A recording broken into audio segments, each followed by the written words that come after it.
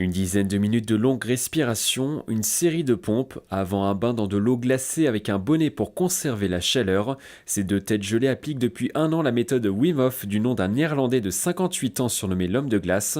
Après 5 minutes dans l'eau, première réaction. Ce qu'on ressent, c'est que c'est justement le fait qu'on soit focalisé sur son souffle va te permettre en fait d'apprécier bizarrement le côté vivifiant de l'eau et le côté froid. Donc elle est vraiment forte, tu le sens, on le sent tout de suite aux extrémités, c'est ça le premier point faible entre guillemets en fait qu'on va avoir, c'est les extrémités, que ce soit les pieds et les mains. Accepter le froid et ne pas résister, deux principes enseignés avant de se lancer par 5 instructeurs en France dont un dans les Yvelines. Les méthodes proches du yoga peuvent être expliquées en une journée aux personnes en bonne santé médicale. Il y a une attitude corporelle, relâcher les épaules. Il y a une attitude à travers la respiration, c'est-à-dire si on rentre dans l'eau sans entraînement, on va être complètement paniqué.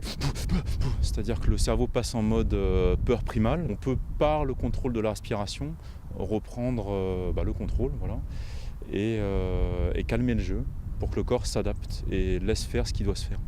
Selon les théoriciens de cette méthode, le système immunitaire serait renforcé suite à cette exposition au froid.